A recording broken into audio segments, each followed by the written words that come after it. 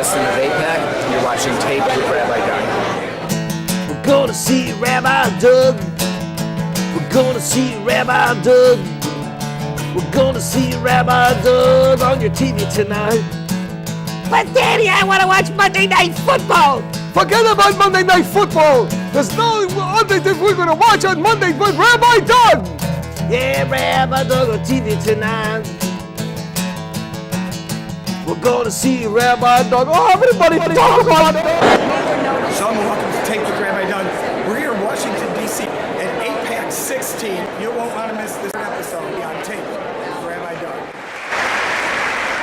Together, we are determined to ensure Israel has the means to defend herself by herself. We are determined to ensure that Iran is held accountable for its dangerous behavior. We are determined to stand with the people of Israel in their enduring quest for peace. And we will not rest in our efforts to strengthen the unbreakable bond between the United States and Israel.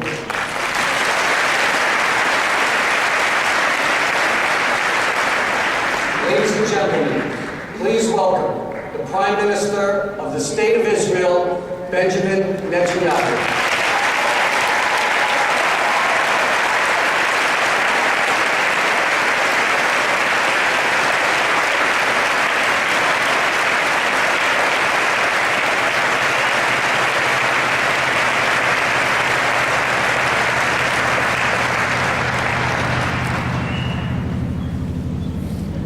Good morning, America. Good morning, AIPAC. And a special good morning to the 4,000 students who are cutting class today.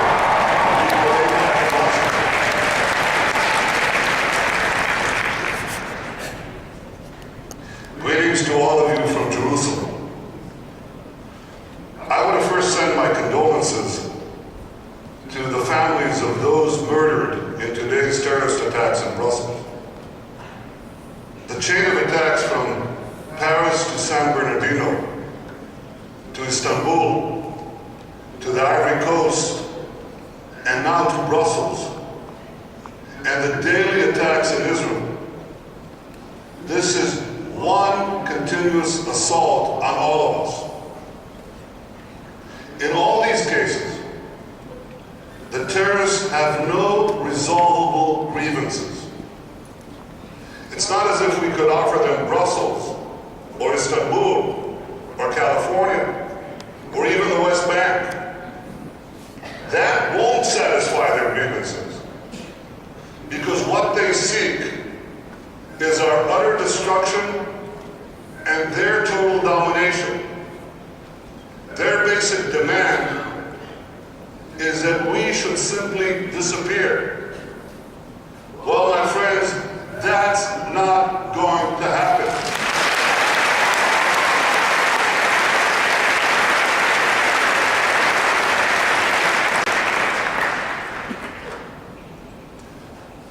My friends, 2 weeks ago, I visited Jewkbox in northern Israel. It was there 2,000 years ago that the Romans began their military campaign against the Jews. I'm holding in my hand right now an exact replica of an arrow found in Jewkbox, one of thousands used by the Romans in their war to crush Jewish independence. Yet 2 millennia later, the Jewish people are once again free and sovereign in our ancient homeland.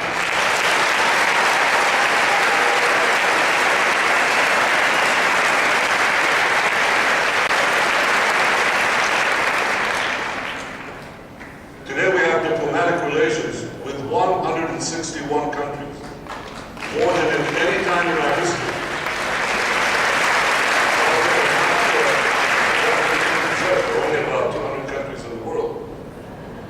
But alongside this positive trip, there's a second negative trip. While Israel is embraced by a growing number of individual nations, malign Israel among the nations, and especially in the United Nations. At the UN, Israel, the Middle East's only true democracy, is slandered like no other country on earth. At the UN, Israel is subjected to consistent, systematic discrimination. Only Israel is permanently scheduled for condemnation at the UN Human Rights Council. Not Iran, not Syria, not North Korea. Only Israel is hounded by UN bodies expressly established to delegitimize its very existence. Only Israel is condemned every year by 20 hostile resolutions in the UN General Assembly. The UN, my friends, has a shameful record of singling out Israel for castigation and condemnation. So I have a question for you. Why would anyone think that the UN could decide on a fair and secure peace for Israel?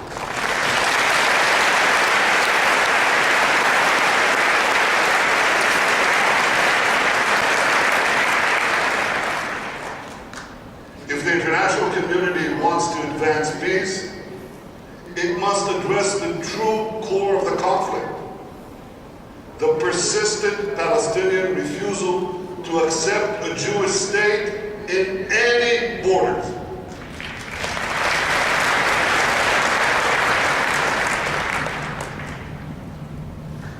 So there's bad news, but there's also some good news.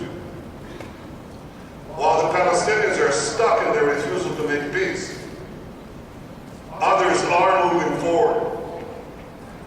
First, Israel's peace agreements with Egypt and Jordan have weathered many storms. Second,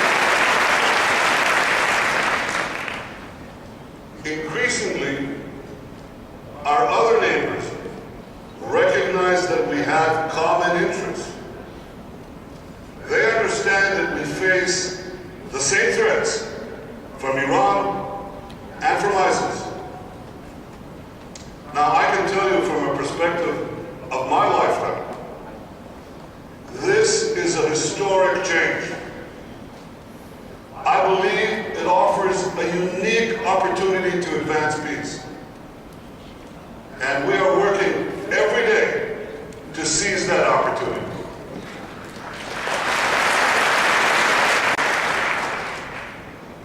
So I believe that Israel faces a future of promise. I believe that when we stand together, all of us, we can overcome all the challenges facing us. And of these challenges, none is greater than Iran's unrelenting aggression. Iran remains fully committed to genocide, our genocide. Its leaders loudly, openly, even proudly, they say and proclaim that their goal is to destroy Israel. Iran sends deadly weapons to Hezbollah in Lebanon against us. It bankrolls Hamas and Islamic Jihad in Gaza against us. It seeks to open a new terror front on the Golan against us. And it offers thousands of dollars for each Palestinian terror attacks against us. So here's what I believe. I believe that both those who supported the nuclear deal and those who opposed it can at the very least work together to stop Iran's aggression and terror.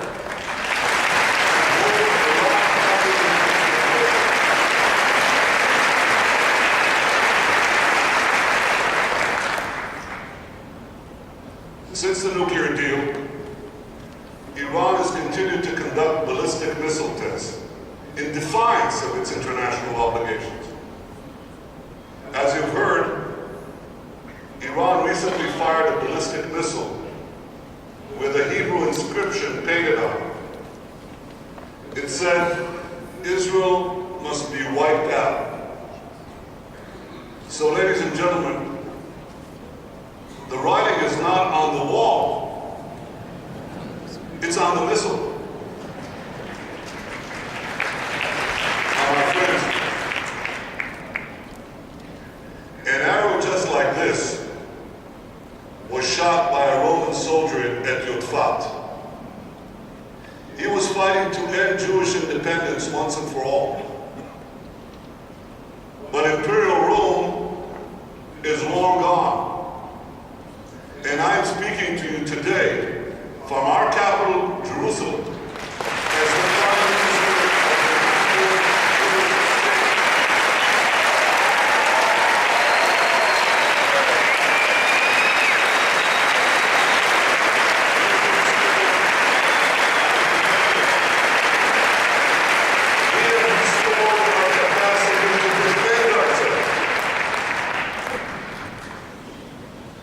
Iran should learn this history, and it should have no illusions.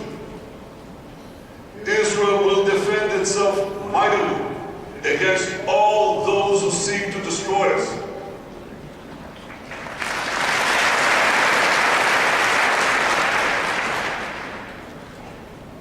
And Iran should remember that today, it's not only the enemies of the Jewish people who have arrows.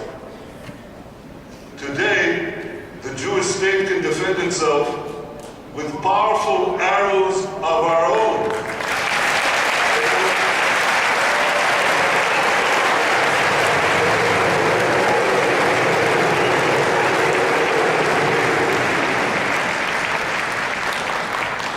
The arrow missile defense system is the product of Americans and Israelis working together. So I want to say thank you all.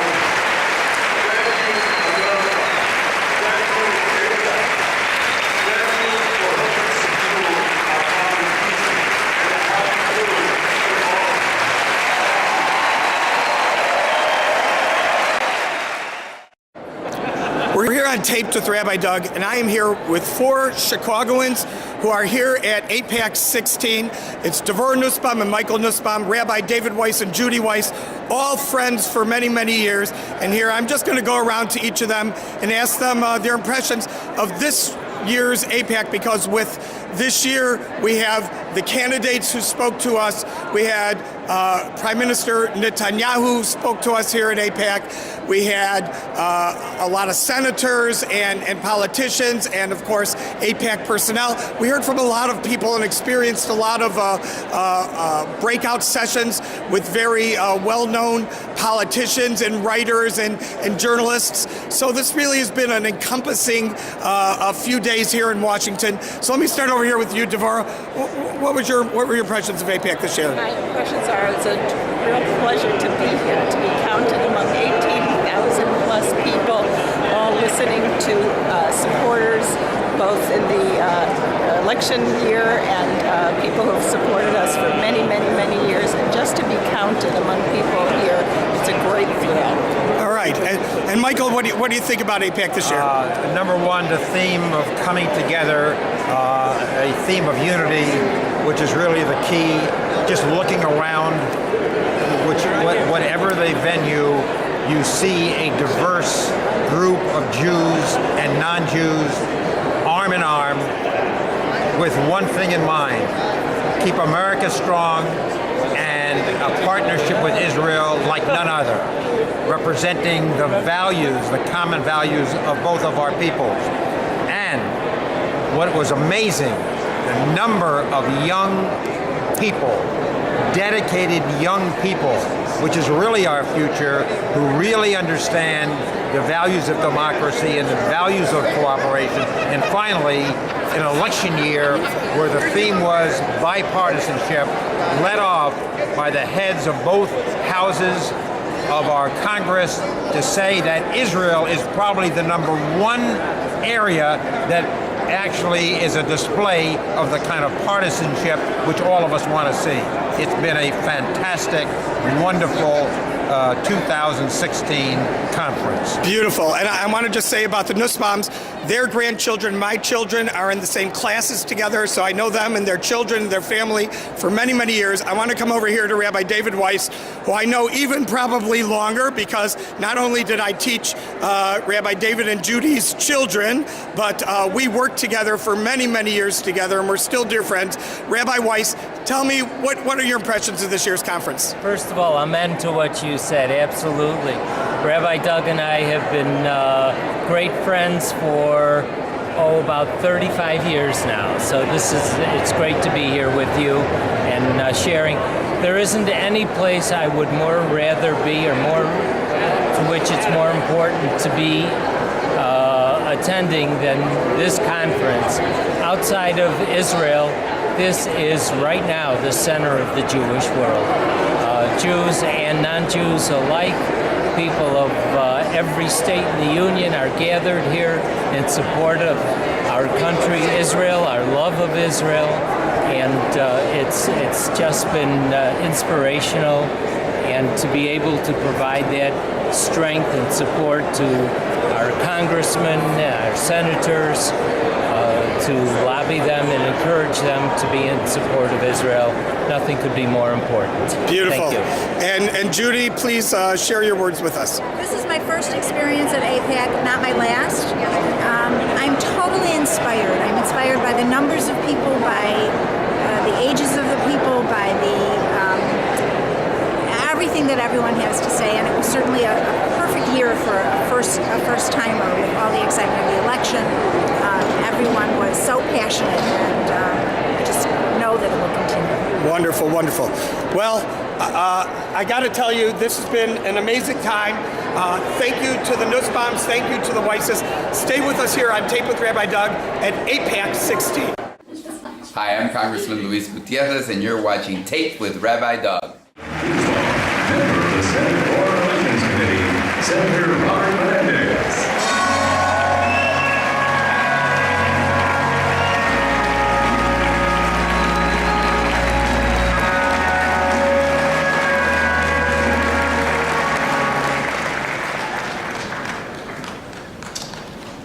Good morning. Our thoughts are with the people of Belgium today, following explosions at its main international airport and a subway station in the heart of the city. And though the full toll is still preliminary and the cause of the blast still not clear, dozens have been killed, and authorities are predicting that this number will rise. This comes on the heels of the arrest of Europe's most wanted man. And if this is an echo of the November 13th Paris attacks, it is yet another reminder that the United States must stand by its friends and allies, whether in the Middle East or Europe or elsewhere.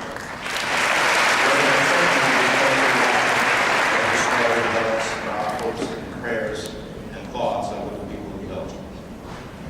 Let me thank Howard Corr, your president, and AIPAC's leaders and members, especially the New Jersey delegation. I understand 14 this year. To my good friend Lonnie Kaplan and all of you here from every state, welcome to Washington. I know it has been a long convention and you have listened to many speeches, but not as many as inspiring as the remarks we just heard from Prime Minister Netanyahu. In the many years in Washington that I have had the honor to speak at AIPAC, I've learned one thing. You never want to follow Bibi Netanyahu at the podium. So Howard and Lonnie, thank you for scheduling me to speak after one of the world's most quotable leaders. I especially remember Prime Minister Netanyahu's famously capturing the essence of the Netanyahu defense doctrine when he said, if the Arabs put their weapons down today, there would be no more violence. If the Jews put down their weapons today, there would be no more Israel. Let's keep that quote in mind. As you go to the office of senators and congressmen where the real work begins, strengthening U.S.-Israel relations and protecting Israel and the Israeli people for generations to come. You leave this convention hall today armed with many ideas from many speakers, from the Prime Minister, about what the future holds for a region that is a tinderbox of the world. For both the United States and Israel, getting it wrong is not an option. Getting it right means recognizing the real threats that Israel faces from its neighbors and from an increasingly emboldened Iran.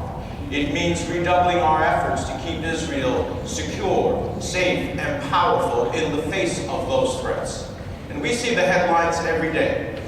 In them, we can see the balance of power in the region shifting, and we realize the daunting task ahead. Last week, Syrian Kurds declared a federal region, stopping short of independence, but clearly signifying the beginning of decentralization in Syria. We saw the ravages of a car bomb in Ankara that killed at least 35, carried out by a terrorist splinter group of the PKK, known as the Kurdish Freedom Falcons. We've seen the rise of one terrorist group after another across North Africa, Libya, all the way to Afghanistan and Pakistan, claiming loyalty to the Islamic State and further destabilizing the region. And every day we see more images of the largest mass migration to Europe since World War II. A child washing up on the beach of the Mediterranean. Millions more fleeing the violence and living in refugee camps, trying to find a place to call home. Clearly, the region is in turmoil. The balance of power rapidly shifting. The integrity of national borders in question. ISIS is increasing influence from the Maghreb to the Hindu Kush, and Iran, enriched and emboldened, in my view, with the implementation of the Jewkbox, is test-launching missiles that could reach Israel, and Israel's security is at stake. We see headlines that Iran has launched and test-fired 2 ballistic missiles capable of reaching Tel Aviv, some of them marked, Israel must be wiped out. Now, some of us saw it coming. Everyone in this room could see it coming. But we signed the Jewkbox, and surprise, surprise, Iran is already testing the agreement, testing our resolve, and quite literally testing long-range ballistic missiles. At the end of the day, even proponents of the agreement have to acknowledge that the Jewkbox provides Iran with a $100 billion windfall of new capital to increase its conventional forces, fortify its proxies, further destabilize the region, and find a backdoor method of accelerating the time frame for which it could break out and build a nuclear weapon. Now let me say, as emphatically as I can, we will never let that happen. We can never let that happen. We can never allow Iran to turn Israel or the region into a nuclear weapon. Never. I will continue to stand with you against any nation, any power, any potential threat to Israel's right to exist, no matter what it takes, no matter what political power might have to take on, even if they are in my own party.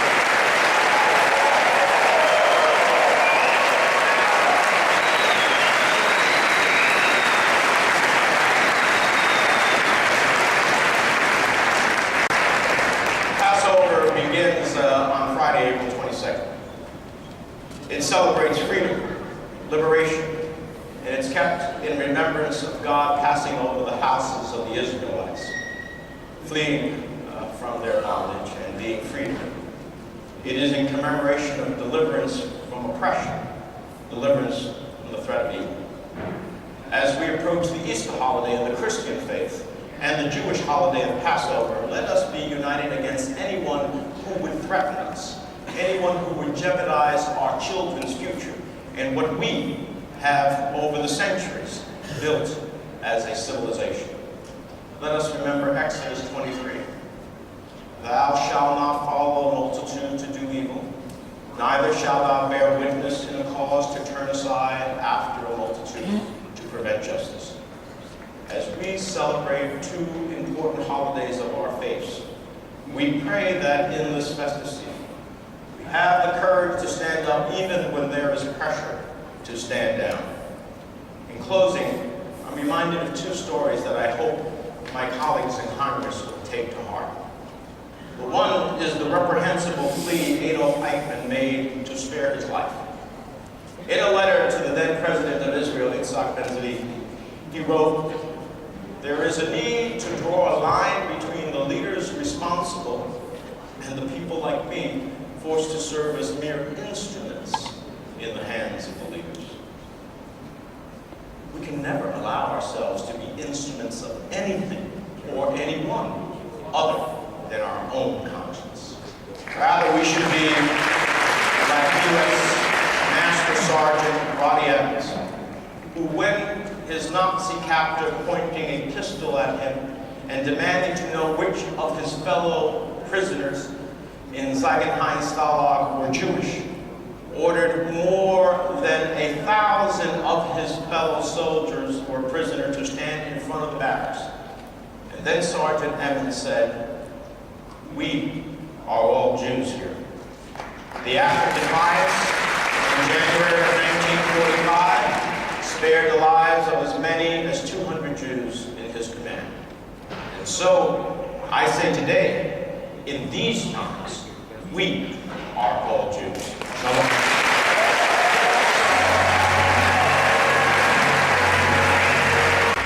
Well, that's it here in Washington, D.C. at AIPAC 16. We heard from Prime Minister Netanyahu. We heard from all the candidates running for office, or at least most of them. We heard from so many other politicians and people here at the AIPAC conference. I want to thank you for being with us. Hope you'll be with us next year at the AIPAC conference as well. If you want to see former AIPAC conferences, you can see it on our website, www.tvrabbi.com. If you want to send us an email, the email address is info@tvrabbi.com. Hope to see you next time in Chicago, right here on Taped with Rabbi Doug. Shalom, everyone. This is Jewkbox on Taped with Rabbi Doug.